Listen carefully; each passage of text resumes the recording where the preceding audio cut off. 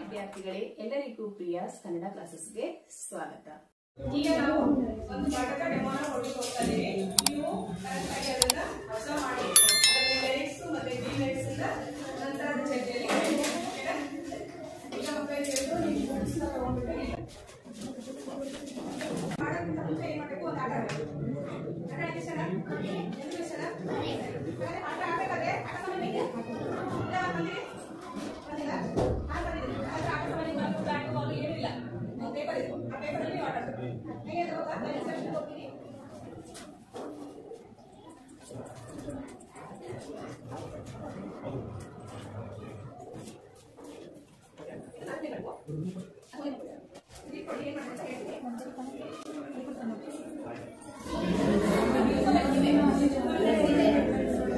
ಈ ಆಟದ ಸೇಮ್ ಗೊತ್ತಾ ಏನಂತ? ಒಳ್ಳೆ ನುಡಿ ಒಳ್ಳೆ ನಡೆ. ಒಳ್ಳೆ ನುಡಿ ಅಂದ್ರೆ ಇಲ್ಲಿ ನೋಡಿ ಚಿತ್ರ ಕೊಡ್ತಿದ್ದಾರೆ. ಒಂದು ಎಕ್ಸಾಂಪಲ್ ಕೊಡ್ತೀನಿ.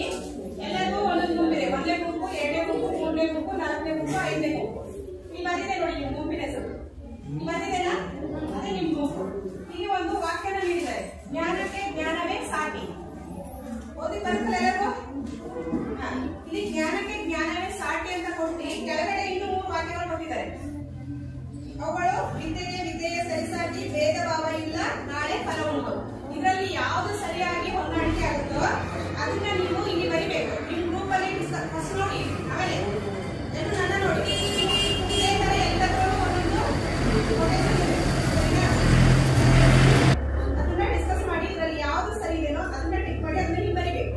ಸರಿನಾ? ಅದ್ರ ಬಗ್ಗೆ ನಿಮ್ಗೆ ಏನ್ ಅನ್ಸುತ್ತೋ ಅನ್ನೋದನ್ನ ನಿಮ್ ಸ್ವಂತ ಭಾಗದಲ್ಲಿ ಒಬ್ರು ಬರಿಬೇಕು. ಅದಾದ್ಮೇಲೆ 3 ಪಿಕ್ಚರ್ ಕೊಟ್ಟಿದ್ದೀನಲ್ಲ ನಾನು, ಚಿತ್ರಗಳು ಒಬ್ಬೊಬ್ಬರ ಹತ್ರ 3 ಚಿತ್ರ ಇದಾವಲ್ಲ ಕೈಯಲ್ಲಿ ಇದಾವಲ್ಲ. ಅದರಲ್ಲಿ ಈ ಒಂದು ವಾಕ್ಯಕ್ಕೆ ಯಾವ್ದು ಸರಿಯಾದ ಚಿತ್ರ ಹೊಂದಾಣಿಕೆ ಆಗುತ್ತೆ ಅಂತ ಇಲ್ಲಿ ಅಂಟಿಸ್ಬೇಕು. ಅಂಟಿಸ್ಲಿಕ್ಕೆ ಹಂಡೆಲ್ಲ ಕೊಟ್ಟಿಲ್ಲ. ಅದ್ಮೇಲೆ ಇಡೀ ನಾನು ನೋಡ್ತೀನಿ ಅವಾಗ ಸರಿ ಇದೆನೋ ಇಲ್ಲ ಅಂತ ಹೇಳಿ. ಓಕೆನಾ? ಬೇಗ ಮಾಡ್ಬೇಕು. ನೋಡಿ ಸರಿ ಇವಾಗ ಮಾಡಿ. ಎಲ್ಲರಿಗೂ ಕೊಟ್ಟಿದೆಯಲ್ಲ? ಮಾಡಿ. ಓದಿ 3 ಜನ ಡಿಸ್ಕಸ್ ಮಾಡ್ರಿ. ಡಿಸ್ಕಸ್ ಮಾಡಿಬಿಟ್ಟು ಸರಿಯಾದ ಒಂದು ಪದನ ಜೋಡಿಸಿ ಅದನ್ನ ಬರೀ. 1 ನಿಮಿಷ ಟೈಮ್ ಕೊಡಿ. ಸರಿನಾ? ಖುಷಿಯಾಗಿ ಆಡ್ಬೇಕು ಆಟನ.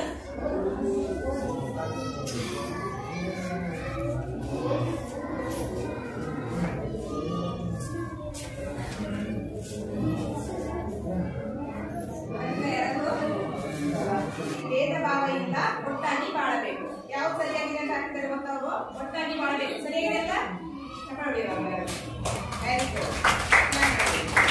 ಒಟ್ಟಾಗಿ ಬಾಳುವ ಚಿತ್ರ ಸರಿಯಾಗಿದೆಲ್ಲ. ಎಲ್ಲರೂ ಕೂಡಿ ಆಡ್ತಾ ಇರ್ತಾರೆ. ಆಮೇಲೆ ಒಟ್ಟಾಗಿ ಮಾತಾಡಲ್ಲ. ಫುಲ್ ಅವ್ರ ಆಕ್ಟಿವಿಟಿ, ಇವ್ರ ಆಟ ತುಂಬಾ ಚೆನ್ನಾಗಿ ಆಡಿದ್ದಾರೆ. ಹಾಗಾಗಿ ಅವ್ರಿಗೆ ಎಷ್ಟು ಮಾತಾಡಿ ನೋಡಿ. ಬೇಗ ಬೇಗ ಮುಗಿಸ್ತಾರೆ. ಹಾಗಿಲ್ಲ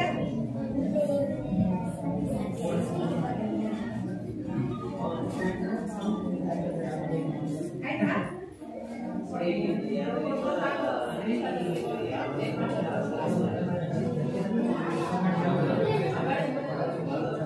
ಇವರು 5ನೇ ಗುಂಪಿನವರು.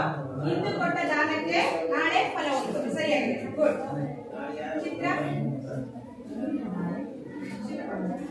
ಚಿತ್ರದ ಹೊಂದಾಣಿಕೆ. ಇವಾಗ ನೀವು ಚೆನ್ನಾಗಿ ಓದಿದ್ರೆ ಮುಂದೆ ಒಳ್ಳೆ ಕೆಲಸ ತಗೋಬಹುದು ಅಂತ. ಓದಿದ್ರೆ ಫಲ ಇದೆಯಲ್ಲ ನಿಮ್ಗೆ. ಇಂಗ್ಲಿಷ್ ಗೊತ್ತಾಗುತ್ತದೆ. ಸರಿನಾ? ಗುಡ್. ಪರವಾಗಿಲ್ಲ, ಪ್ರಯತ್ನ ಪಟ್ಟಿದ್ದೀರಾ. ಇದೊಂದು ಸ್ವಲ್ಪ ವೆರಿ ಗುಡ್. ನೆಕ್ಸ್ಟ್ ನಿಮ್ದು ಆಯ್ತಾ? ನಿಮ್ದಾಗಿದ್ದೀರಾ?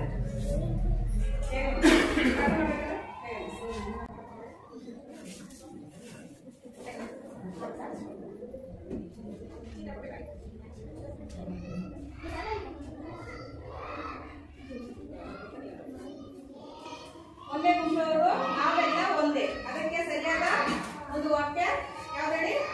ಭೇದ ಭಾವ ಇಲ್ಲ. ಸರಿಯಾಗಿ ಬರ್ತಿದಾರಲ್ವಾ? ನೋಡಿ, ಭೇದ ಭಾವ ಇಲ್ಲ. ಅದು ವಾಕ್ಯ ಪದ ಟ್ರೈ ಮಾಡಿದ್ರೆ ಪರವಾಗಿಲ್ಲ. ಇಲ್ಲಿ ನಾವೆಲ್ಲ ಒಂದು ಎಲ್ಲ ವಿದ್ಯಾರ್ಥಿಗಳು ಜೊತೆ ನೀವು ಸ್ಕೂಲಿಗೆ ಬಂದ್ರೆ ಇಂಥ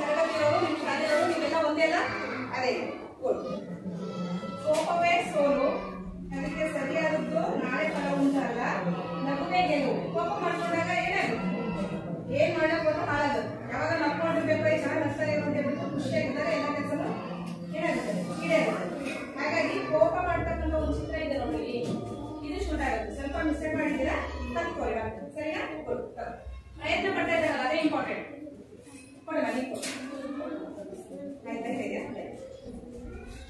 ನೋಡಿ ಆಕ್ಟಿವಿಟಿ ಮುಗಿದ್ರೆ ಈ ಕಡೆ ನೋಡಿ ನೀವು ಮಾಡಿ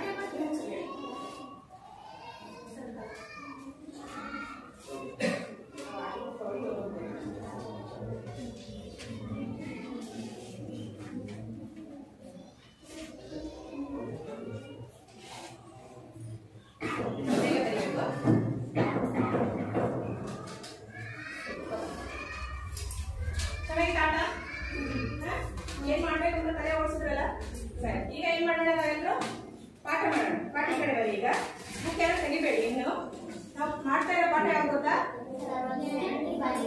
10ನೇ ಪಾಠ ಸರ್ವಜ್ಞನ ತ್ರಿಪದಿಗಳು. ಗೊತ್ತಾ ಸರ್ವಜ್ಞ ಯಾರಂತ? ನೋಡಿದ್ದೀರಾ? ಎಲ್ಲಿ ಬಂದಿದ್ರು? ನೋಡಿದ್ದೀರಾ ಸರ್ವಜ್ಞ ಅವರನ್ನ? ನೋಡಿದ್ದೀರಾ ಇಲ್ಲ? ಕೇಳಿದ್ದೀರಾ ಹೋಗಿ ಎಲ್ಲರೂ ಸರ್ವಜ್ಞ ಬಗ್ಗೆ? ಇಲ್ವಾ? ಸರಿ. ಸರ್ವಜ್ಞ ಅಂದ್ರೆ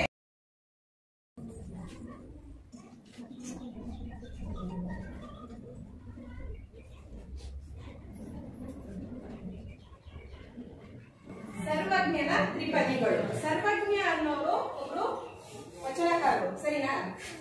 ಈ ತ್ರಿಪದಿಗಳು ಅಂದ್ರೆ 3 ಸರ್ವ ಅಂತಂದ್ರೆ ಎಲ್ಲವನ್ನು ಬಲ್ಲವರು, ಎಲ್ಲ ತಿಳಿದಿರ್ತಕ್ಕಂಥ ಜ್ಞಾನಿಗೆ ಸರ್ವಜ್ಞ ಅಂತ ಹೇಳಿ ಕರೀತಾರೆ. ತ್ರಿಪದಿಗಳು ಅಂದ್ರೆ 3 ಸಾಲಿನ ಪದ್ಯ, ಸರಿನಾ? ಇವರು ಸರ್ವಜ್ಞ ಅವರು 3 ಸಾಲಿನ ಪದ್ಯಗಳನ್ನು ಬರೆಯೋದ್ರಲ್ಲೇ ಒಂದು ಹೆಸರುವಾಸಿಯಾಗಿದ್ದಾರೆ. ಹಾಗಾಗಿ ಅವ್ರು ಬರೆದಿರ್ತಕ್ಕಂಥ ಎಲ್ಲಾ ಪದ್ಯಗಳನ್ನ ಸರ್ವಜ್ಞನ ತ್ರಿಪದಿಗಳು ಅಂತ ಕರೀತಾರೆ. ಸರ್ವಜ್ಞ ಅವರು ಒಂದೇ ಸೈಡ್ ಗೊತ್ತಾ? ಅವ್ರು ಹುಟ್ಟಿದ್ಲೇ ಸರ್ವಜ್ಞ ಅಂದ್ರ ಈಗ ನಾವು ಇದೀವಿ ಇಲ್ಲೆಲ್ಲರೂ ನೀನ್ ಏನ್ ಮಹಾನ್ ಸರ್ವಜ್ಞನ ಅಂತ ಅಂತಾರೆ. ಯಾವಾಗ ಕೇಳಿದೀರಾ? ಏನಾದ್ರು ಹೇಳಿ ಹೋಗ್ತಿರ್ತೀರಾ? ಈಗೆಲ್ಲ ಗೊತ್ತಿದೆ ಮಹಾನ್ ಪಂಡಿತ ಸರ್ವಜ್ಞನ ತರ ಆಡ್ತೀಯ ಅಂತ ಅಂತಾರೆ. ಯಾಕೆ? ಎಲ್ಲವನ್ನು ಬಲ್ಲವರು ಸರ್ವಜ್ಞ ಅವರು. ನೀನು ಎಲ್ಲ ತಿಳಿದೋರ್ ತರ ಆಡ್ತೀಯಲ್ಲ ಅಂತ ಹೇಳ್ಬಿಟ್ಟು ನಿಮ್ಗೆ ಪ್ರಶ್ನೆ ಮಾಡ್ತಾರೆ. ಸರ್ವಜ್ಞ ಅವರು ಮೊದಲ ಹೆಸರು ಪುಷ್ಪದತ್ತ ಅಂತ ಹೇಳಿತ್ತು. ಏನಂತ ಇತ್ತು? ಪುಷ್ಪದತ್ತ ಅಂತ ಅವ್ರ ಹೆಸರಿತ್ತು. ಅವರು ಯಾವ ತರ ಜ್ಞಾನನ ಸಂಪಾದನೆ ಮಾಡ್ಕೊಂಡ್ರು ಅನ್ನೋದನ್ನ ನಾವು ಪದದಲ್ಲಿ ನೋಡ್ತೀವಿ, ಸರಿನಾ? ಅದಕ್ಕೂ ಮೊದಲು ಅವರಿಗೆ ಯಾರಿಗೆ ಸರ್ವಜ್ಞ ಅಂತ ಬಂತು ಅಂದ್ರೆ ಎಲ್ಲ ವಿಷಯಗಳನ್ನ ಕುಲಂಕುಷವಾಗಿ ಎಲ್ಲರ ಕೇಳಿ ತಿಳ್ಕೊಂಡು ಅವರು ಒಬ್ಬ ಜ್ಞಾನಿ ಆಗ್ತಾರೆ. ಹಾಗಾಗಿ ಪುಷ್ಪದತ್ತ ಅಂತ ಇರ್ತಕ್ಕಂಥ ಅವ್ರ ಮೊದಲ ಹೆಸರು. ಆಮೇಲೆ ಏನಂತ ಕರೀತಾರೆ? ಅವ್ರಿಗೆ ಸರ್ವಜ್ಞ ಅಂತ ಹೇಳಿ ಕರೀತಾರೆ. ಗೊತ್ತಾಯ್ತಾ? ಇಷ್ಟು ಗೊತ್ತಾಯ್ತಾ ಸರ್ವಜ್ಞನ ಬಗ್ಗೆ? ಗೊತ್ತಾಯ್ತಲ್ಲ ಸರ್ವಜ್ಞ ಅಂದ್ರೆ ಯಾರು, ಏನು, ಅವ್ರಿಗೆ ಮೊದಲ ಹೆಸರು ಏನನ್ನೋದು. ನೋಡಿದೀರಾ ಯಾರಾದ್ರೂ ಸರ್ವಜ್ಞನ? ನೋಡಿದೀರಾ? ನೋಡಿಲ್ಲ? ಬುಕ್ಕಲ್ಲಿ, ಪೇಪರ್ ಅಲ್ಲಿ, ಕಥೆ ಪುಸ್ತಕದಲ್ಲಿ ಸರ್ವಜ್ಞನ ವಚನಗಳು ನಿಮ್ ಲೈಬ್ರರಿ ಎಷ್ಟೊಂದು ಪುಸ್ತಕ ಕೊಟ್ಟಿರ್ತಾರಲ್ಲ, ಓದ್ಕೊಡ್ರಿ. ಅವ್ರ ವಚನಗಳು ಬಸವಣ್ಣ ಕಲ್ಪನ, ಆಮೇಲೆ ಹಲವು ಅವರು ಎಷ್ಟೋ ಅನೇಕ ವ್ಯಕ್ತಿಗಳು ನೋಡಿದೀರಾ? ಅದರಲ್ಲಿ ಸರ್ವಜ್ಞನ ವಚನಗಳು ಅಂತ ಒಂದು ಬುಕ್ ಇದ್ದಾಗ ಅವ್ರೊಂದು ಪಿಕ್ಚರ್ ಇಟ್ಟಿರ್ತಾರೆ. ನೋಡಿದೀರಾ? ಚಿತ್ರ ನೋಡಿಲ್ಲ? ಸರಿ, ಅದನ್ನ ತೋರಿಸ್ತೀನಿ ನೋಡಿ. ಇವಾಗ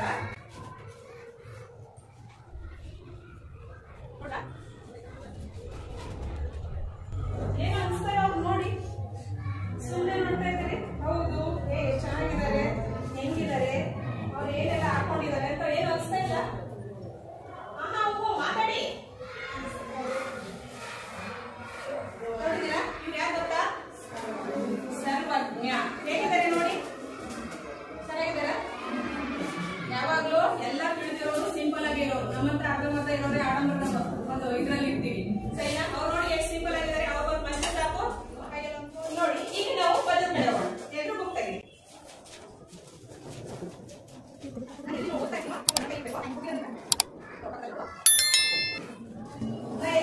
ನೋಡ್ಬೇಕು ಎಲ್ಲರೂ ಕರೆಕ್ಟಾಗಿ. ಪಾಠ 10 ಇದೊಂದು ಪದ್ಯ, ಸರ್ವಜ್ಞನ ತ್ರಿಪದಿಗಳು, ಸರಿನಾ? ಸರ್ವಜ್ಞನೆಂಬುವನು ಗರ್ಭದಿಂದ ಆದವನೇ, ಸರ್ವೊಳಗೊಂದೊಂದು ನುಡಿಗರಿತು ವಿದ್ಯೆಯ ಪರ್ವತವೇ ಆದ ಸರ್ವಜ್ಞ. ಕೊಟ್ಟಿದ್ದು ತನಗೆ ಬಚ್ಚಿಟ್ಟಿದ್ದು ಪರನಿಗೆ, ಕೊಟ್ಟಿದ್ದು ಕೆಟ್ಟದೆನಬೇಡ ಮುಂದಕ್ಕೆ ಕಟ್ಟಿರುವುದು ಬುದ್ಧಿ ಸರ್ವಜ್ಞ. ಜಾತಿ ಹೀನನ ಮನೆಯ ಜ್ಯೋತಿತಾ ಹೀನವೇ, ಜಾತಿ ವಿಜಾತಿಯನ ಬೇಡ ದೇವನೊಲಿ ದಾಸನೇ ಜಾತ ಸರ್ವಜ್ಞ.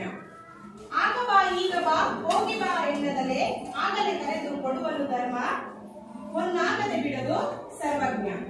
ನಡೆಯುವುದೊಂದೇ ಭೂಮಿ, ಕುಡಿಯುವುದೊಂದೇ ನೀರು, ಸುಡು ಅಗ್ನಿಯೊಂದೇ ಇರುತ್ತಿರಲು ಕುಲಗೋತ್ರ ನಡುವೆ ಎತ್ತಡದು ಸರ್ವಜ್ಞ.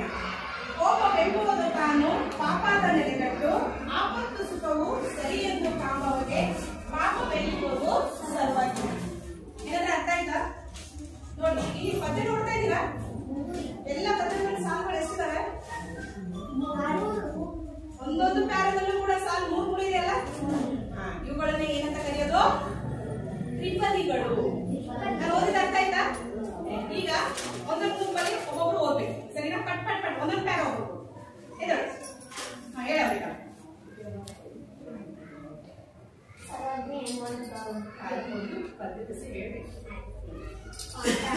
ಪದ್ಯ ಸರ್ವಜ್ಞನ ತ್ರಿಪದಿಗಳು ಸರ್ವಜ್ಞ ಎಂಬುವನು ಗರ್ವದಿಂದಾದವನೇ ಸರ್ವಗಳನ್ನು ನುಡಿಗಳಿತು ವಿದ್ಯೆಯೇ ಪರ್ವತವೇ ಆದ ಸರ್ವಜ್ಞ.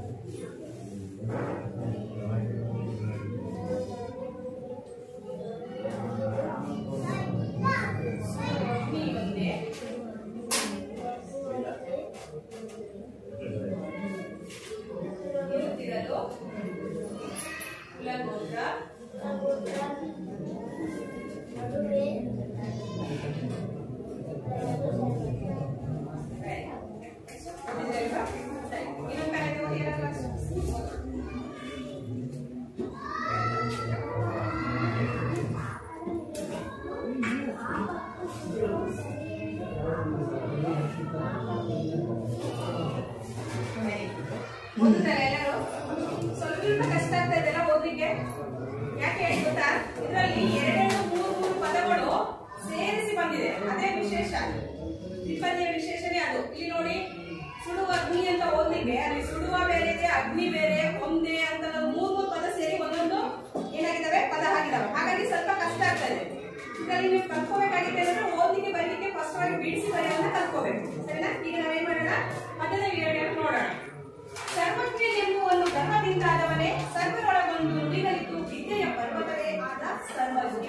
ನೋಡಿ ಕೇಳಬೇಕಾದ್ರೆ ಹೆಂಗನ್ಸುತ್ತೆ ನೋಡಿ, ಸರ್ವಜ್ಞ. ಈಗ ನಾವೆಲ್ಲ ತಿಳ್ಕೊಬೇಕಂತಂದ್ರೆ ನಂಗೆ ಗೊತ್ತು ಅಂತಂದ್ರೆ ಬರುತ್ತಾ? ಹೇಗೆ ತಿಳ್ಕೊಬೇಕು? ನಾವೆಲ್ಲ ಕಲ್ತ್ಕೋಬೇಕಾದ್ರೆ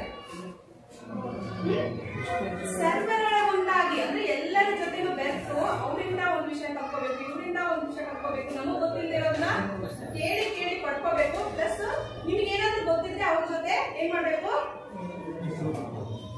ಅವ್ರ ಜೊತೆ ಹಂಚ್ಕೊಂಡ್ಬಿಟ್ಟು ನೀವು ಕಲಿಬೇಕು. ಸರಿನಾ? ಆಗ ಹಲವಾರು ವಿಷಯಗಳು ತಿಳಿಲಿಕ್ಕೆ ಸಾಧ್ಯ. ಇಲ್ಲಿ ಸರ್ವಜ್ಞ ಆಗಿದ್ದು ಹೆಂಗಂದ್ರೆ ಗರ್ವದಿಂದ ಆಗಿಲ್ಲ, ಅವರು ಸರ್ವರೊಳಗೊಂದಾಗಿದ್ರೆ ಎಲ್ಲರ ಜೊತೆನೂ ಬೆರೆತು ಎಲ್ಲರಿಂದನೂ ಕಲ್ತ್ಕೊಂಡು ಅವರು ಮಾತು ನುಡಿನ ಕಲ್ತ್ಕೊಂಡ್ಬಿಟ್ಟು ಏನಾಗಿದ್ದಾರೆ, ವಿದ್ಯೆಯ ಪರ್ವತನೇ ಆಗಿದ್ದಾರೆ. ಏನಾಗಿದ್ದಾರೆ? ಪರ್ವತ ನೋಡಿದೀರಾ? ಪರ್ವತ ಅಂದ್ರೆ ಬೆಟ್ಟ. ಸರಿನಾ? ಪರ್ವತ ಗೊತ್ತಲ್ಲ, ನೀವು ನೋಡಿದೀರಾ? ಪರ್ವತ ಹೇಗಿರುತ್ತೆ? ಎತ್ತರ ಇರುತ್ತಾ, ಕುಳ್ಳಗಿರುತ್ತಾ? ಎತ್ತರ ಇರುತ್ತಲ್ಲ. ವಿದ್ಯೆಯ ಪರ್ವತವೇ ಆದ ಸರ್ವಜ್ಞ ಅಂದ್ರೆ ಸರ್ವಜ್ಞ ಅವರು ಏನ್ ಮಾಡಿದ್ದಾರೆ, ಎಲ್ಲರಿಂದ ಮಾತುಗಳನ್ನ ಕಲಿತು ಒಂದು ಪರ್ವತನೇ ಅಂದ್ರೆ ಪರ್ವತದಷ್ಟು ಎತ್ತರಕ್ಕೆ ಬೆಳೆದಿದ್ದಾರೆ. ಯಾವ್ದ್ರಲ್ಲಿ ಬೆಳೆದಿದ್ದಾರೆ? ಓದೋದ್ರಲ್ಲಿ, ಈ ತರ ವಚನಗಳನ್ನ ಬರೆಯೋದ್ರಲ್ಲಿ, ಜನಕ್ಕೆ ಸಂದೇಶನ ನೀಡುವುದರಲ್ಲಿ. ಅವರು ಮೂಢನಂಬಿಕೆ, ಜಾತಿ, ಕುಲ, ಅದು ಇದ್ರ ಬಗ್ಗೆ ಎಲ್ಲರ ಬಗ್ಗೆನೂ ಏನ್ ಮಾಡ್ತಾರೆ, ಜನಗಳಿಗೆ ತ್ರಿಪದಿಗಳ ಮೂಲಕ ಸಂದೇಶನ ಸಾರ್ತಾರೆ. ಅಂತಹ ಒಂದು ವಿದ್ಯೆನ ಪಡ್ಕೊಳ್ಬೇಕಾದ್ರೆ ಪ್ರತಿಯೊಬ್ಬರನ್ನು ಒಂದೊಂದು ಕೇಳಿ ತಿಳ್ಕೊಂಡ್ಬಿಟ್ಟು ಏನ್ ಮಾಡ್ತಾರೆ, ಸರಿನಾ? ಪ್ರತಿಯೊಬ್ಬರ ಹತ್ರನು ಒಂದೊಂದನ್ನ ಕೇಳಿ ತಿಳ್ಕೊಂಡು ಅವರು ಪುಷ್ಪದತ್ತದಿಂದ ಸರ್ವಜ್ಞ ಆಗ್ತಾರೆ. ಹೆಂಗೆ? ಹೀಗೆ ಎಲ್ಲರೊಳಗೂ ಒಂದಾಗಿ. ಮಾತು ಅಂದ್ರೆ ನುಡಿ ಅಂದ್ರೆ ಏನೇ? ನುಡಿ ಅಂದ್ರೆ ಮಾತು. ಪರ್ವತ ಅಂದ್ರೆ ಬೆಟ್ಟ.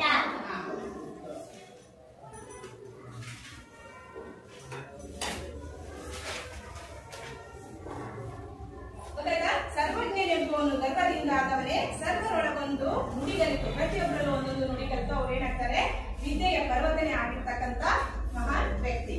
ಕೊಟ್ಟಿದ್ದು ತನಗೆ ಬಚ್ಚಿಟ್ಟಿದ್ದು ಪರನಿಗೆ, ಕೊಟ್ಟಿದ್ದು ಕೆಟ್ಟಿದ್ದರಬೇಡ, ಮುಂದಕ್ಕೆ ಕಟ್ಟಿವುದು ಬುದ್ಧಿ ಸರ್ವಜ್ಞ. ಕೊಟ್ಟಿದ್ದು ತನಗೆ. ಈಗ ನಾವು ಏನಾದ್ರೂ ಯಾರಿಗಾದ್ರೂ ದಾನ ಮಾಡಿದ್ರೆ ಅದ್ರ ಪ್ರತಿಫಲ ಯಾವತ್ತಾದ್ರೂ ನಮ್ಗೆ ಸಿಕ್ಕೇ ಸಿಗುತ್ತೆ. ನಾವು ಮಾಡ್ತಕ್ಕಂಥ ದಾನ ಯಾವ ರೀತಿಯಾಗಿರ್ಬೇಕು, ಒಳ್ಳೆ ರೀತಿಯಲ್ಲಿ ಇರ್ಬೇಕು ಅಷ್ಟೇ. ನೀವ್ ಏನ್ ಮಾಡ್ತೀರೋ ಅದೇ ಅಂತಾರಲ್ವ, ನಿಮ್ಗೆ ಒಳ್ಳೇದ್ ಮಾಡಿದ್ರೆ ಒಳ್ಳೇದು, ಕೆಟ್ಟದ್ ಮಾಡಿದ್ರೆ ಕೆಟ್ಟದು ಅಲ್ವಾ. ಹಾಗಾಗಿ ಕೊಟ್ಟಿದ್ದು ತನಗೆ. ನೀವು ಯಾರಿಗೆ ಏನ್ ಕೊಡ್ತೀರೋ ಅದು ನಿಮ್ಗೆ ಹಿಂದಕ್ಕೆ ಸಿಕ್ಕೇ ಸಿಗುತ್ತೆ. ಆದ್ರೆ ಬಚ್ಚಿಟ್ಟಿದ್ದು ಪರರಿಂಗೆ. ಪರರಿಂಗೆ ಅಂದ್ರೆ ಪರರಿಂಗೆ ಅನ್ನೋದು ಪರರಿಗೆ ಅನ್ನೋದನ್ನ ಮಿಕ್ಸ್ ಮಾಡಿ ಬಂದಿದ್ದಾರೆ. ಎರಡು ಪದ ಅಲ್ಲಿ ಏನಾಗಿದ್ದಾವೆ, ಕೂಡಿದಾವೆ. ಹಾಗಾಗಿ ಪರರಿಂಗೆ ಅಂದ್ರೆ ಬೇರೆಯವರಿಗೆ.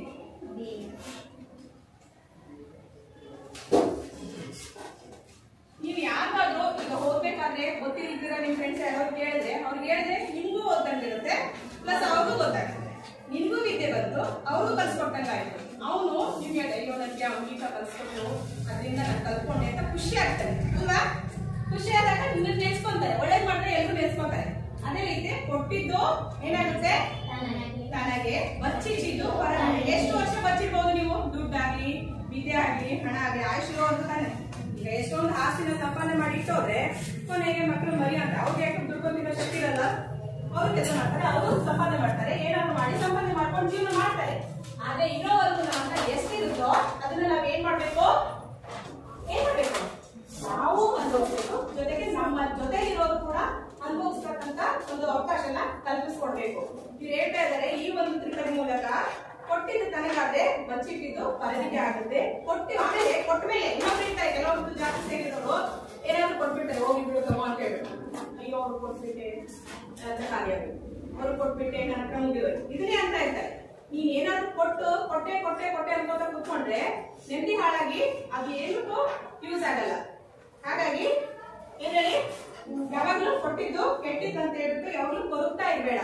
ನೀನ್ ಏನಾದ್ರು ಕೊಟ್ಟು ಸುಮ್ನೆ ನೆಮ್ಮದಿ ಆಗಿದ್ದೆ ಅಂದ್ರೆ ಮುಂದಕ್ಕೆ ಕಟ್ಟಿಬಹುದು ಬುದ್ಧಿ. ಬುದ್ಧಿ ಕೇಳಿದೀರಾ? ಬುದ್ಧಿ ಅಂತ ಪದ ಕೇಳಿದೀರಾ? ಮಾತಾಡ್ಬೇಕು ನೀವು. ಬುದ್ಧಿ ಅನ್ನೋ ಪದ ಕೇಳಿದೀರಾ? ನಿಮ್ಮ ಅಕ್ಕ ಮಗಳ ಬುದ್ಧಿ ಕೊಡೋಲ್ಲ ಮತ್ತೆ ಇಲ್ಲ ಅಂತೀರಿ. ಬುದ್ಧಿ ಅನ್ನ ಸಾರು ರೊಟ್ಟಿ ಬೇಳೆ ಪಲ್ಯ ಕಟ್ಕೊಂಡು ಎಲ್ಲ ಬುದ್ಧಿ ಹೊತ್ಕೊಂಡು ಹೊಲಕ್ಕೆ ಹೋಗ್ತಾರೆ. ಅದನ್ನ ಯಾರಿಗೋಸ್ಕರ ಎತ್ಕೊಂಡು ಹೋಗ್ತಾರೆ? ಯಾರಿಗೋಸ್ಕರ ಎತ್ಕೊಂಡು ಹೋಗ್ತಾರೆ? ನಮ್ಮ ಅಪ್ಪ ಹೊಲಕ್ಕೆ ಹೋಗಿದ್ದಾನೆ, ಅವ್ರು ಊಟ ಮಾಡಿರ್ಬೇಕು, ಇಲ್ಲ ನಾನು ಹೋಗ್ತಾ ಇದ್ದೀನಿ ನನ್ಗೆ ತಿನ್ಸ್ಲಿಕ್ಕೆ ಬೇಕಂತ ನಮ್ಮ ಅಮ್ಮ ಎತ್ಕೊಂಡು ಹೋಗಿದ್ದಾರೆ, ನಿಮ್ಗೆ ತಾನೆ ಬುದ್ಧಿ.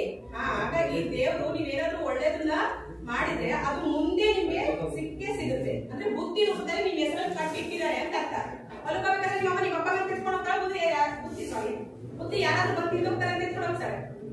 ನಮ್ಮ ಅಪ್ಪ ಕಷ್ಟಪಟ್ಟು ದುಡಿತಾ ಇದ್ದಾನೆ, ಅವ್ರಿಗೋಸ್ಕರ ಬುದ್ಧಿ ಬೇಕಂತ ಅವ್ರ ಹೆಸರಲ್ಲಿ ಕಟ್ಕೊಂಡು ಹೋಗ್ತಾರೆ.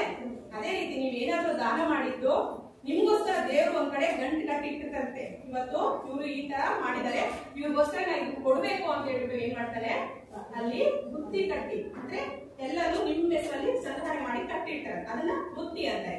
ಗೊತ್ತಾಯ್ತಾ? ಕೊಟ್ಟಿದ್ದು ತನಗೆ, ಬಚ್ಚಿಟ್ಟಿದ್ದು ಪರನಿಗೆ, ಕೊಟ್ಟಿದ್ದು ಕೆಟ್ಟಿದ್ದೇನ ಬೇಡ, ಕಟ್ಟಿದ್ದು ಬುದ್ಧಿ.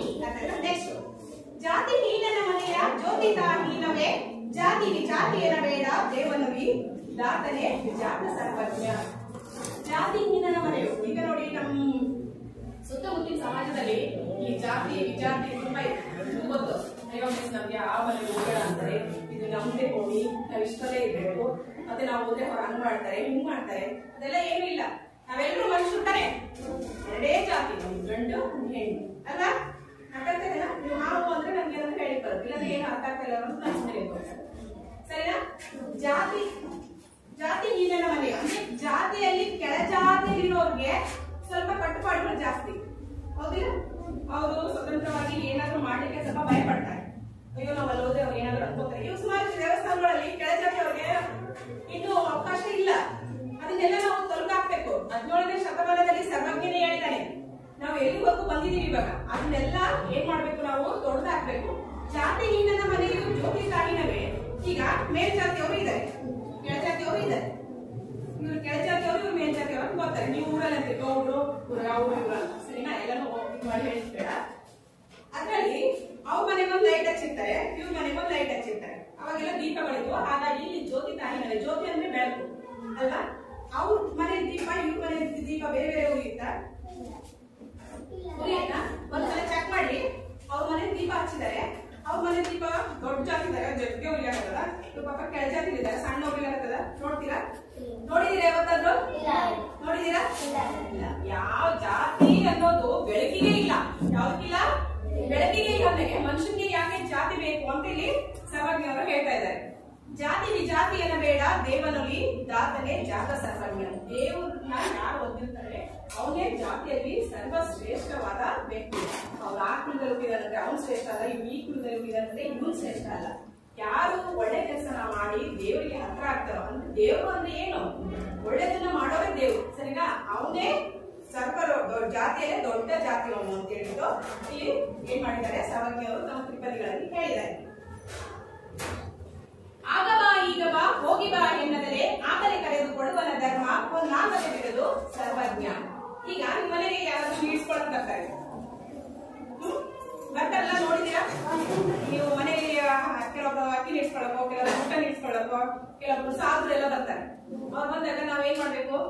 ಬಂದ ತಕ್ಷಣ ಅಯ್ಯೋ ಪಾಪ ಬಂದಿದ್ದಾರೆ, ಅವ್ರಿಗೇನೋ ಕಷ್ಟ ಇದೆ. ಈಗ ಸುಮಾರು ಜನ ಡಾಮಿಕ್ ಬಾಬು ಕೂಡ ಬರ್ತಾರೆ, ಕೆಲಸ ಬಸ್ಸಿ ಇಲ್ಲಿದ್ರೆ ಅಂತವ್ರಿಗೂ ಕೂಡ ಎಲ್ಲರಿಗೂ ದಾನ ಮಾಡ್ಲಿಕ್ಕೆ ಆಗಲ್ಲ. ಅದನ್ನ ನಾವು ವಿಚಾರಿಸಬೇಕು. ಆದ್ರೆ ನಮ್ಮ ಹತ್ರ ಇದ್ರೆ ಎಂತೋರಾಗ್ಲಿ ಅವ್ರಿಗೆ ದಾನ ಮಾಡ್ತಕ್ಕಂತ ಒಂದು ಮನೋಭಾವನ ನಾವು ಬೆಳೆಸ್ಕೋಬೇಕು. ಹೇಳಿದ್ರು ಹಾಗೆ ಕೊಟ್ಟಿದ್ದು ತನಗೆ ಬಚ್ಚಿದ್ದು ಪರ ನಿಂಗೆ ಅಂತ. ಹಾಗಾಗಿ ದಾನ ಮಾಡ್ಬೇಕಾದ್ರೆ ಯಾರನ್ನು ಕಾಯಿಸ್ಬಾರ್ದು. ಕೆಲವೊಬ್ರು ಅಂತಾರೆ ಮುಂದಕ್ಕೆ ಹೋಗ್ಬಾ, ನಾನು ಕೆಲಸ ಮಾಡ್ತಾ ಇದ್ದೀನಿ, ಇಲ್ಲ ನಾಳೆ ಬಾ ಅಂತ ಹೇಳ್ತಾರೆ. ಹಾಗಂದಾಗ ಅವ್ರಿಗೇನು ಇದಿರಲ್ಲ, ಅವ್ರಿಗೂ ಸ್ವಲ್ಪ ಮನಸ್ಥಿತಿ ಸ್ವಾಭಿಮಾನ ಇರುತ್ತಲ್ಲ, ಅಯ್ಯೋ ಪಾಪ ಎಷ್ಟು ಸತಾಯಿಸ್ತಾರೆ. ಕೆಲವೊಂದ್ಸಲ ಅನಿವಾರ್ಯ ಇರುತ್ತೆ ಅವ್ರಿಗೆ, ಅಯ್ಯೋ ಪಾಪ ಇನ್ನೊಂದ್ಸಲ ಬರಕ್ ಹೇಳಿದ್ದಾರೆ ಬರೋಣ ಅಂತ ಹೇಳ್ತಾರೆ. ಯಾಕಂದ್ರೆ ಅವ್ರಿಗೆ ಒಂದು ಹೊತ್ತಿಗೆ ಊಟ ತಿನ್ನೋದಕ್ಕೂ ಕೂಡ ಕಷ್ಟ ಆಗ್ತಾರೆ. ಈಗಿನ ಪರಿಸ್ಥಿತಿಯಲ್ಲಿ ಊಟ ಎಲ್ಲಾದ್ರೂ ಸಿಗುತ್ತೆ, ಆದ್ರೆ ಸರ್ವಜ್ಞನ ಕಾಲದಲ್ಲಿ ಊಟಕ್ಕೂ ಕೂಡ ಪರದಾಡ್ತಕ್ಕಂತ ಜನರು ತುಂಬಾ ಇದ್ರು, ಸರಿನಾ? ನಾವು ಯಾರೇ ನಮ್ಮನ್ನ ಕೇಳ್ಕೊಂಡ್ ಬಂದ್ರೆ ಅವರಿಗೆ ಆಗ್ ಬಾ, ಈಗ ಬಾ, ಹೋಗಿ ಬಾ ಅಂತ ಹೇಳ್ಬಿಟ್ಟು ಏನು ಹೇಳ್ಬಾರ್ದು. ಬಂದ ತಕ್ಷಣ ನಿಮ್ಗೆ ಹಲವಾರು ಕೆಲಸಗಳಿರಲಿ, ಅವುಗಳನ್ನೆಲ್ಲ ಬಿಟ್ಟು ನೀವು ಏನ್ ಮಾಡ್ಬೇಕು? ದಾನನ ಮಾಡ್ಬೇಕು. ದಾನದಲ್ಲಿ ಅತಿ ಶ್ರೇಷ್ಠವಾದ ದಾನನೇ. ಏನ್ ಬೇಕಾದ್ರೂ ಹೇಳಿದ ತಕ್ಷಣ ಕೊಡ್ತೀರಲ್ಲ, ಅದು ನೀವು ಕೊಡ್ತೀರಿ. ಏನ್ ಕೊಡ್ತೀರೋ ಅದು ಇಷ್ಟೇ ಇದ್ರೂ ಪರವಾಗಿಲ್ಲ, ಬೇಕಾದಾಗ ಕೊಡೋದೇ ಉತ್ತಮವಾದ ದಾನ. ಗೊತ್ತಾಯ್ತಾ? ಆಗ ಆತರ ನೀವು ದಾನ ಕೊಟ್ರೆ ಏನಾಗುತ್ತೆ ಗೊತ್ತಾ? ಒಂದಾಗದೆ ಬಿಡೋದು ಸರ್ವಜ್ಞ. ಒಂದೊಂದ್ರೆ ಗೊತ್ತಾ? ಏನೇನು ಒಂದೊಂದ್ರೆ? ಆಗಿಂದಾಗಿ ಕಾಫಿ ಕೊಟ್ರೆ ನಿಮ್ಮ ಹತ್ರ ಇನ್ನೂ ದುಪ್ಪಟ್ಟಾಗುತ್ತೆ, ನಿಮ್ ಜೀವನ ಬಂಗಾರದಂತಾಗುತ್ತೆ ಅಂತ ಹೇಳ್ಬಿಟ್ಟು ಇಲ್ಲಿ ಹೇಳ್ತಾ ಇದ್ದಾರೆ. ನೆಕ್ಸ್ಟ್, ನಡೆಯುವುದೊಂದೇ ಭೂಮಿ, ಕುಡಿಯುವುದೊಂದೇ ನೀರು, ಸುಡು ಅಗ್ನಿಯೊಂದೇ ಇರುತ್ತಿರಲು ಕುಲಗೋತ್ರ ನಡುವೆ ಎಂತನದು ಸರ್ವಜ್ಞ. ನಾವು ನಡೀತಕ್ಕಂಥ ಭೂಮಿ ಒಂದೇನಾ? ಎಲ್ಲರೂ ಓಡಾಡ್ತಾ ಇದೀವಿ. ಇಲ್ಲಿ ಹಲವಾರು ಜಾತಿ ಜನ ಇದೀವಿ ನಾವು, ಅಲ್ವಾ? ನಾನು ಜಾತಿ, ನೀವೊಂದ್ ಜಾತಿ, ನೀವೊಂದ್ ಜಾತಿ, ಸರ್ವರೆಲ್ಲ ಒಂದೊಂದು ಜಾತಿ ಇದ್ದಾರೆ. ನೀವು ಈ ಜಾತಿಯವರಿದ್ರಿ ಇಲ್ಲನೆಲ್ಲ ಹೋಗಿ, ನಾವು ಆ ಜಾತಿಯವರಿದ್ರಿ ಇದೇ ಲೈನಲ್ಲಿ ಹೋಗ್ತೀವಿ ಅಂತ ಅಂತಾರೆ ಯಾರಾದ್ರು? ನಡೆಯುವುದು ಒಂದೇ ಭೂಮಿ, ಇಡೀ ಭೂಮಿ ಮೇಲೆ ನಾವು ನಡೀತಾ ಇದೀವಿ, ನಾವು ಎಲ್ಲಿ ಬೇಕಾದ್ರೂ ನಡೀತಾ ಇದೀವಿ. ಅದು ಒಂದೇ ಭೂಮಿ. ಬೇರೆ ಬೇರೆ ಭೂಮಿ ಇದೆಯಲ್ಲ, ಆ ಜಾತಿಯ ಒಂದು ಭೂಮಿ, ಈ ಜಾತಿಯ ಭೂಮಿ ಇರೋದು ಒಂದೇ ಅಲ್ವಾ? ನೆಕ್ಸ್ಟ್, ಕುಡಿಯೋದು ಒಂದೇ ನೀರು. ನೀರು ನದಿಯಿಂದ ಬರುತ್ತೆ, ನಾವು ಎಲ್ಲರೂ ಒಂದೇ ನೀರು ಕುಡಿತಾ ಇದೀವಲ್ಲ. ಆಮೇಲೆ ಸುಡುವ ಅಗ್ನಿ ಒಂದೇ ಇರುತ್ತಿರಲು. ಅಗ್ನಿ ಅಂದ್ರೆ ಗೊತ್ತಾ?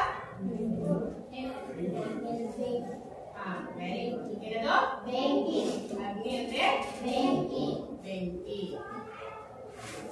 ಸುಡುವ ಅಗ್ನಿ ಕೂಡ ಒಂದೇ ಇದೆ, ಭೂಮಿ ಕೂಡ ಒಂದೇ ಇದೆ, ನೀರು ಕೂಡ ಒಂದಿದೆ. ಆದ್ರೆ ನಾವು ಮಾತ್ರ ಏನ್ ಮಾಡ್ತಾ ಇದೀವಿ? ಆ ಕುಲ ಈ ಕುಲ ಅಂತ ಹೇಳ್ಬಿಟ್ಟು ಭೇದ ಭಾವನ ಮಾಡ್ತಾ ಇದೀವಿ. ಅವುಗಳಿಗೆ ಭೇದ ಭಾವ ಇಲ್ಲ ಅಂದ್ಮೇಲೆ ನಿಮ್ಗೆ ಯಾಕೆ ಭೇದ ಭಾವ ಬೇಕು ಅಂತ ಹೇಳಿ ಸರ್ವಜ್ಞ ಅವರು ಈ ಒಂದು ತ್ರಿಪದಿಗಳನ್ನ ಹೇಳ್ತಾ ಇದ್ದಾರೆ. ನೆಕ್ಸ್ಟ್ ಕೊನೆ ತ್ರಿಪದಿ ನೋಡಿ. ಕೋಪವೆಂಬುವುದು ತಾನು ಪಾಪದ ನೆಲೆಗಟ್ಟು, ಆಪತ್ತು ಸುಖವು ಸರಿ ಎಂದು ಗ್ರಾಮವರಿಗೆ ಪಾಪವೆಂಬುದು ಸರ್ವಜ್ಞ. ಕೋಪ ಎನ್ನುವುದು ಪಾಪದ ನೆಲೆಗಟ್ಟು. ನೀವು ಯಾರ ಮೇಲಾದ್ರೂ ಕೋಪ ಮಾಡ್ಕೊಳ್ಳಿ, ಅವ್ರು ಪಾಪ ಮಾಡ್ದಂಗೆ.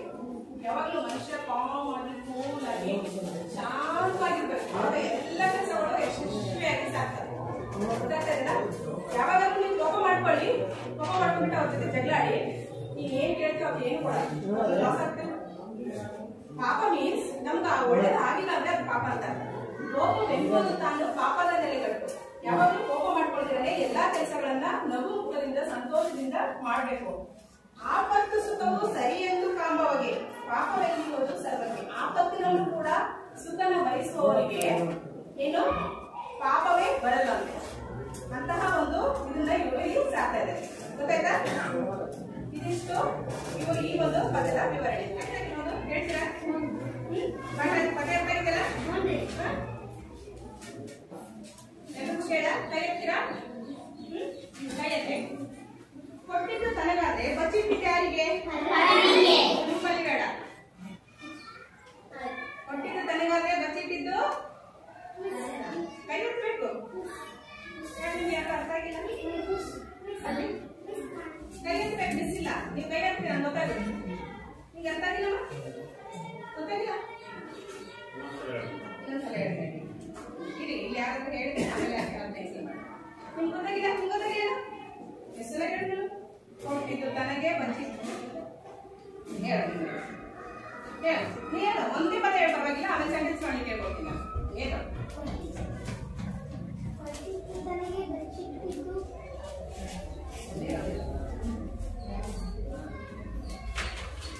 ನಿನ್ ಭಾಷೆಗೆ ಏನ್ ಬರುತ್ತೆ ಅದೇ ಹೇಳು. ಅದು ಪದ್ಯದಲ್ಲಿ ಇರೋದೇ ಹೇಳ್ಬೇಕಂತೇನಿಲ್ಲ.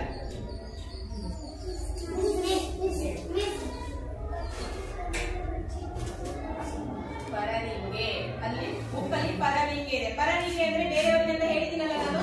ಕೊಟ್ಟಿದ್ದು ತನಗಾದ್ರೆ ಬಚ್ಚಿಟ್ಟಿದ್ದು ಪರನಿಗೆ. ನೀನ್ ಏನೇನು ಬಚ್ಚಿಟ್ಟಿರ್ತೀಯೋ ಮನೆಯಲ್ಲಿ ಅದೆಲ್ಲ ನಿಮಗೆ ಬೇಕಾಗಿ ನಿಮ್ಗೆ ಸಿಕ್ಕಲ್ಲ, ಅದು ಬೇರೆಯವ್ರಿಗೆ ಯಾಕೋ ಸಿಗುತ್ತೆ. ಗೊತ್ತಾಯ್ತಾ? ಕೊಟ್ಟಿದ್ದು ತನಗೆ ಬಚ್ಚಿಟ್ಟಿದ್ದು ಪರನಿಗೆ. ಗೊತ್ತಾಯ್ತಲ್ಲ ಇವಾಗ? ನೆಕ್ಸ್ಟ್ ಸರ್ವಜ್ಞ. ಸರ್ವಜ್ಞನ ಮೊದಲೇ ಸೇರಿ ಹೇಳ್ರಿ. ಕೈ ಎತ್ತಬೇಕಷ್ಟೇ. ಹೇಳಿದ್ದೀನಲ್ಲ ನಾನು, ಸರ್ವಜ್ಞಕ್ಕೆ ಒಂದೊಂದು ಹೆಸರಿತ್ತು, ಆಮೇಲೆ ಎಲ್ಲ ಜ್ಞಾನ ಪಡ್ಕೊಂಡು ಅವ್ರಿಗೆ ಸರ್ವಜ್ಞ ಅಂತ ಬಂತು ಅಂತ. ಒಬ್ಬರಾದ್ರೂ ಹೇಳಿದ್ರೆ ಸಾರ್ಥಕ ಆಗುತ್ತೆ ಕ್ಲಾಸ್. ಒಬ್ಬರು ಹೇಳಿ ಸರ್ವಜ್ಞನ ಮೊದಲೇ ಹೇಳಿ, ಇಲ್ಲಾಂದ್ರೆ ಎಲ್ಲ ಟೀಚರ್ಸ್ ನಾವ್ ಹೇಳ್ತೀವಂತ ನೋಡಿ. ಕೈ ಎತ್ತಬೇಕು ಪಟ್ಟ. ಅರ್ಧ ಮರ್ದಾಗಿದ್ದ ಫಸ್ಟ್ ಅಕ್ಷರ ಲಾಸ್ಟ್ ಅಕ್ಷರ ಏನಾದ್ರು ಹೇಳಿ. ಕೈ ಎತ್ತಬೇಕು. ನೀವು ಯಾವಾಗ ಹೇಳ್ತೀರ? ಪುಷ್ಪ. ಪುಷ್ಪ ಹೇಳಿಲ್ಲ. ಟ್ರೈ ಮಾಡಿದಾರೆ.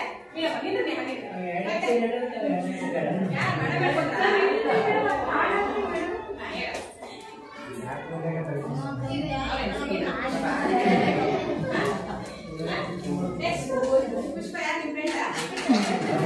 ಯಾರು ಗೊತ್ತಿಲ್ಲ?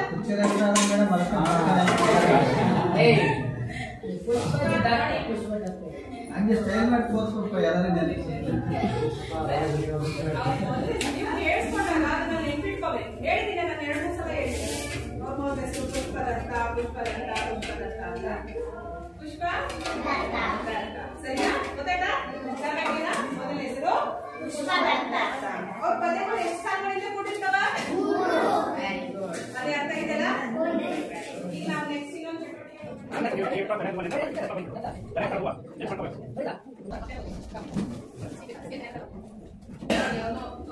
ನೋಡಿ. ಇದನ್ನ ಮಾತ್ರ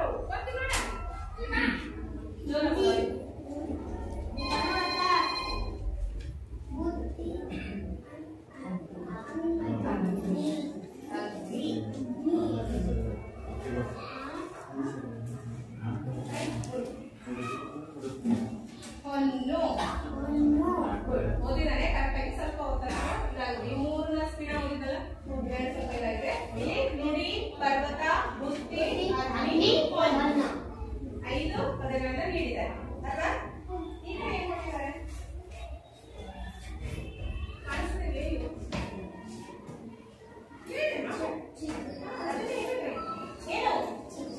ಚಿತ್ರಗಳು. ಈ ಪದದ ಚಿತ್ರಗಳೇ ಇಲ್ಲಿದಾವೆ. ಹೋಗಿಲ್ಲ?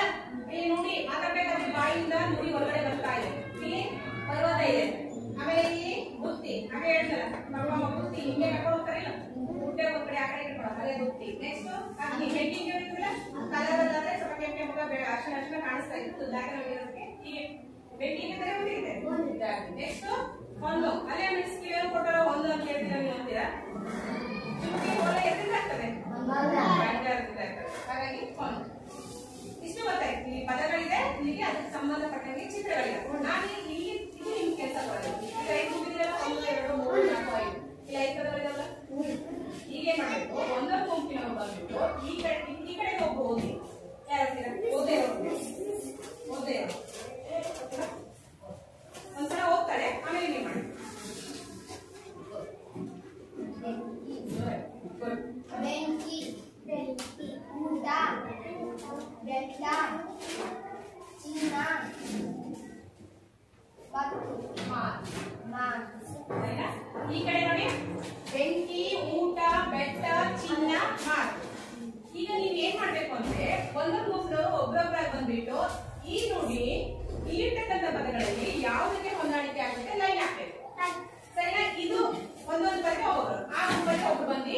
ಮಾಡಿ ನೀನು ಹೋಗಿದ್ಯಲ್ಲ ಹಾಗೆ ನೀವು ಮಾಡ್ತಾ ಇದ್ದೀನಿ ಹೋಗಮ್ಮ ಅಲ್ಲಿ ನುಡಿ ಇದೆ ನುಡಿ ಅಂತ ಪೆನ್ಸಿಲ್ ತಗೊಂಡೋಗ್ಬೇಕು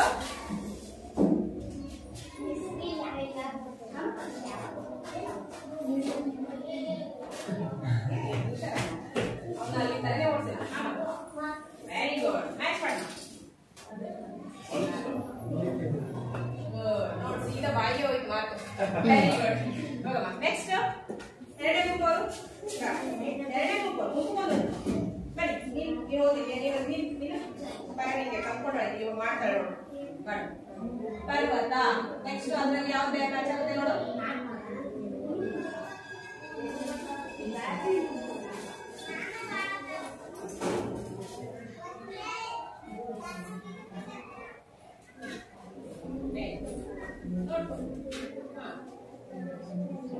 ಫಸ್ಟ್ ನಾನು ತೋರಿಸು ಆಮೇಲೆ ಹೇಳಿ ಯಾವ್ದು ಕೇಳಿಬೇಕಂತ ಪರ್ವತ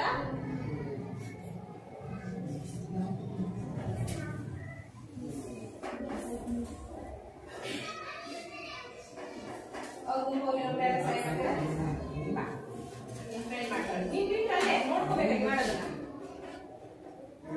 ಪರ್ವತ ಬೆಟ್ಟ ಪರ್ವತ ಅಂದ್ರೂ ಒಂದೇ ಬೆಟ್ಟ ಅಂದ್ರೂ ಒಂದೇ ಸರಿನಾ ಮಧ್ಯದಲ್ಲಿರೋದು ಒಂದು ಚಿತ್ರ ಗೊತ್ತಾಯ್ತಲ್ಲ ನೆಕ್ಸ್ಟ್ ನೆಕ್ಸ್ಟ್ ಮೂರನೇ ಪದ ಹೇಗಿದೆ ನೋಡ್ರಿ ಬುದ್ಧಿ ಸಾಗತ್ತೆ ಬಣ್ಣ ಅಂತ ವೆರಿ ಗುಡ್ ನೆಕ್ಸ್ಟ್ ನಾಲ್ಕನೇ ಗುಂಪು ಬರ್ರಿ ನಾಲ್ಕು ಇಲ್ಲಿ ಬಾರಿ ಇಂಪ್ರೂವ್ ಮಾಡಿರೋ ಅಗ್ನಿ ಅಂದ್ರೆ ಬೆಂಕಿ ವೆರಿ ಗುಡ್ ನೆಕ್ಸ್ಟ್ ಐದನೇ ಗುಂಪು ನೀವು ಓದಿದ್ಯಾ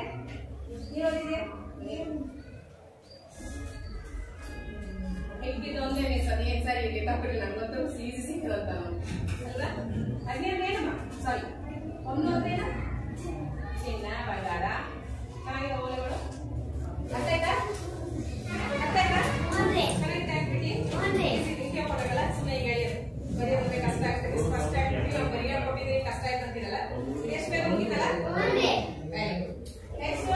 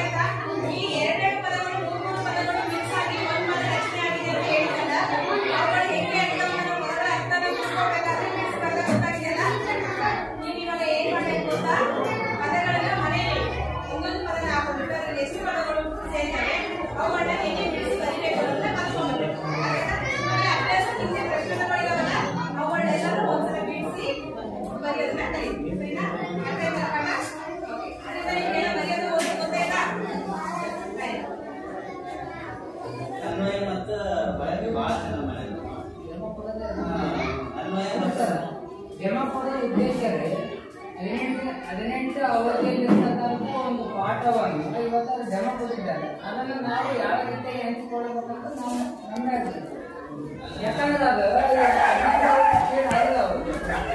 ಅರ್ಥ ಮಾಡಿದ್ರೆ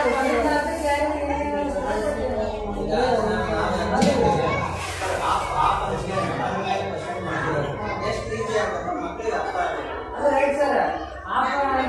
ನಾವು ಟೈಮ್ ಕೊಡಬೇಕು, ಮಕ್ಕಳಿಗೆ ಹೆವಿ ಆಗ್ಬಿಟ್ರೆ ನಾವು ಹೇಳ್ತೀವಿ ರೈಟ್. ಪುನಃ ಒಂದು 3 ಪ್ಯಾರ ಓದೋಕ್ಕಾಗ ಅದನ್ನ ಯಾವ ರೀತಿಯಾಗಿ ಮಾಡಬೇಕು ಕನ್ಫ್ಯೂಸ್ ಆಗಿಬಿಡ್ತೀವಿ ಕೆಲವೊಬ್ಬರಿಗೆ.